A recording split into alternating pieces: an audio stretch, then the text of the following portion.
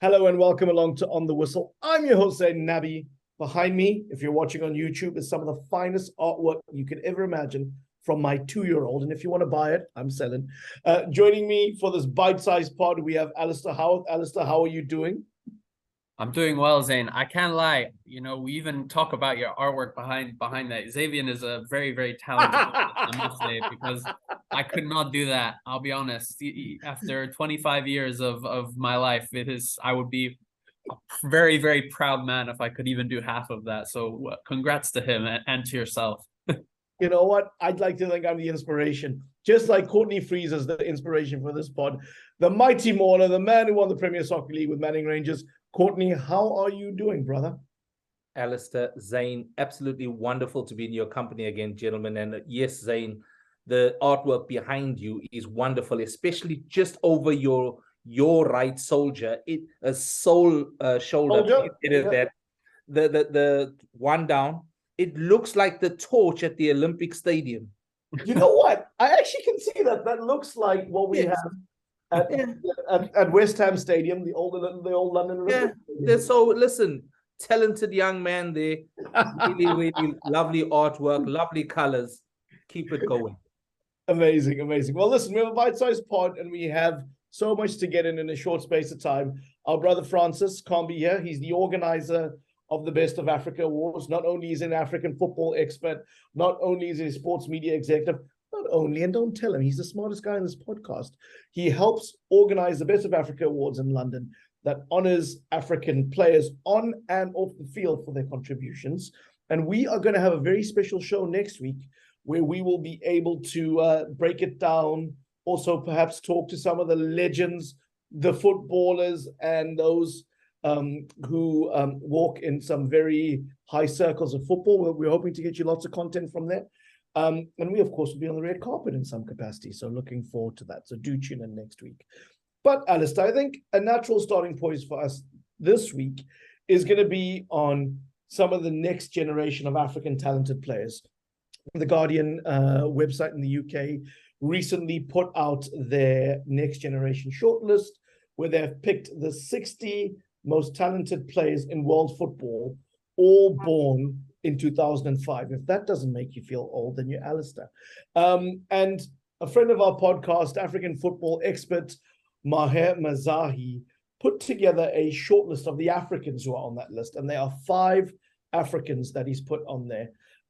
He has named Clinton Dodu, Amadou Baldi, Yassine Khalifi, Bayat Lekweri, and Kaka Sefumba, the South African. No, he's not Brazilian.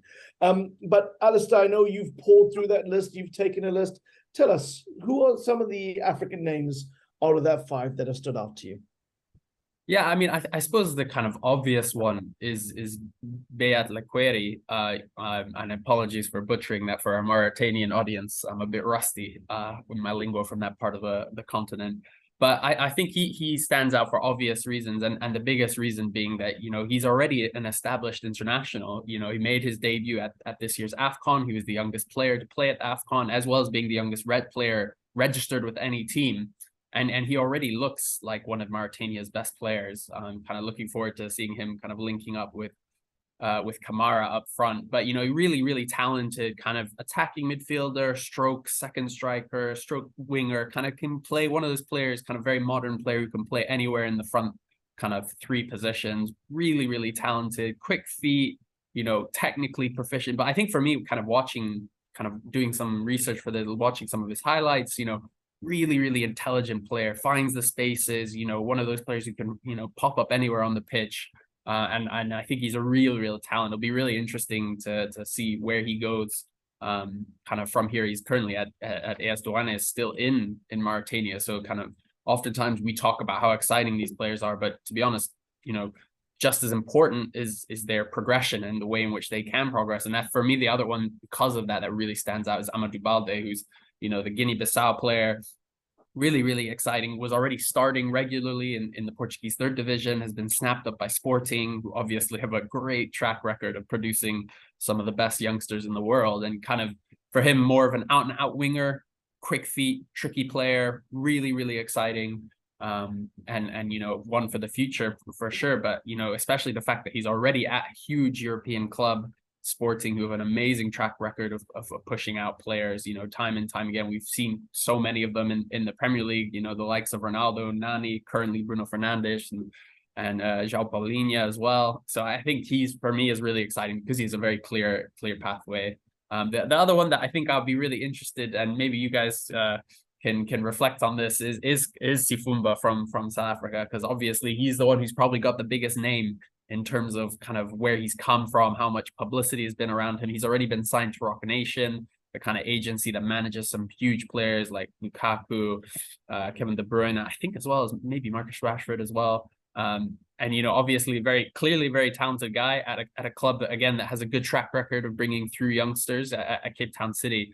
But with my question for in South Africa, maybe the listeners can come back on this, is is he a really exciting player, or is it that kind of constant media noise that we hear from Bafana, and is it kind of putting the prayers of South Africa onto a youngster's shoulders and putting a lot of pressure on him? So I'll be really interested to see how his career progresses. But I think all of them are exciting.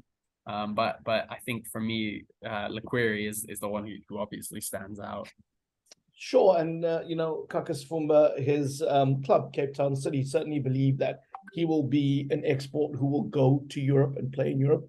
We look forward to seeing that, because that ultimately is the test. And I know Courtney and I are loyal South Africans, so we will be watching him closely. And Alasdair, tell us, why is there no Kenyan on the list? That's no Rock Nation there? No Rock Nation in Nairobi? I'm afraid not. Unfortunately, Rock Nation knows what they're doing, so they're not looking for.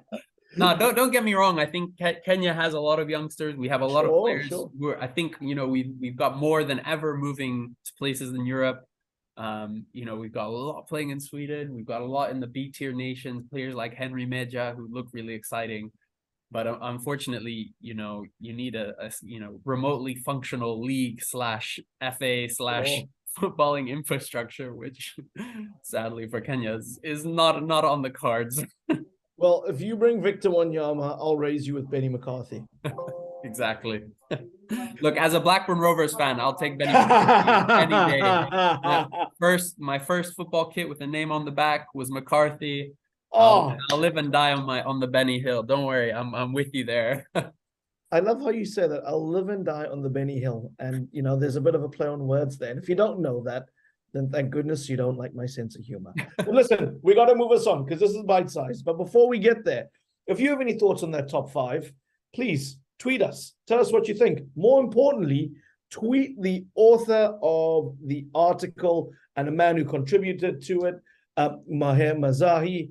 If you want to read more, just go at Mazai Maher. It is pinned to the top of his Twitter feed, and you can get it there. Go dig in, find out about the next generation. It is important. And of course, interact with us. Come find us, OTW_podcast on Twitter and Instagram. Or you can reach out on our Facebook or YouTube pages by simply searching On the Whistle Podcast. And that's how Frederick Cochran got in touch with us, actually. And Frederick was reacting to our podcast last week, where one of the key talking points was Pitso Mosimane and his move to the Saudi Arabian second division. And Frederick had a question, not a question, rather, he had a comment that I think should elicit a response. So Courtney, I'm going to fling this your way. And what Frederick from Sydenham in Durban, South Africa said is, let's hope Pitso's curse doesn't affect the Saudis like South Africa and Egypt when it comes to qualifying for the next World Cup. Frederick, thank you for sending us your thoughts. We value your opinion. We might not agree with it all the time, but we value it. Courtney, how would you like to tackle that? Firstly, we'd like to say thank you to Frederick for getting in touch. It's important that we respect our audience, no matter what their points are, actually. But what I'm going to say about that point is that I'm going to put it into touch. I'm going to kick an up and under, and I'm going to go right through and flatten Frederick. That's what I'm going to do. I want the Pitso curse. Now, let's break down the Pitso curse to you. A highly successful manager who's collected many trophies, number one. A manager who is recognized across the world and will soon, I'm very sure, get a bigger job than where he currently is. A manager who's got the ability to manage high, powerful teams, grow teams, and stabilize teams. He showed that in his career. A manager who is humble at every level and makes time for people and is very successful. That is Pitso's curse. I want Pitso's curse. The fact that teams are not going to the World Cup because the Pitso is not only down to Pitso. Right? So the Pitso curse is the curse I want. I want to be successful like that man. That man has produced wonderful footballers, wonderful coaches. Look at the coaching team he's taking with him to Saudi Arabia at the moment. Look at the brains trust he's put together.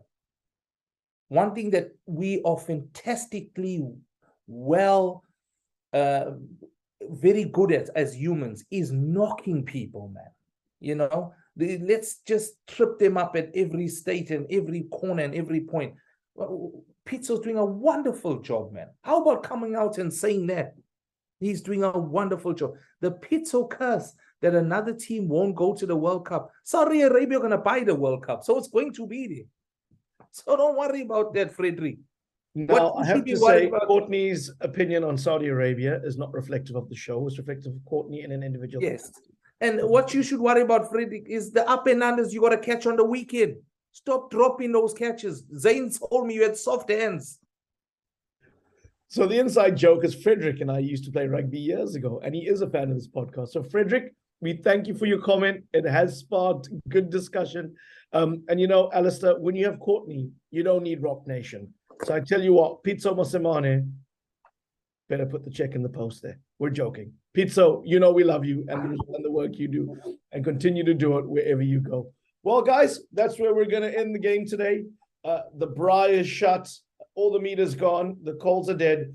Alasdair, Courtney, it's been fun. I look forward to seeing you guys this weekend at the Best of Africa Awards, where listeners, we are going to get you loads of content. We are going to get you loads of interviews. And if we don't, you can blame Francis. All the best, guys. Bye-bye.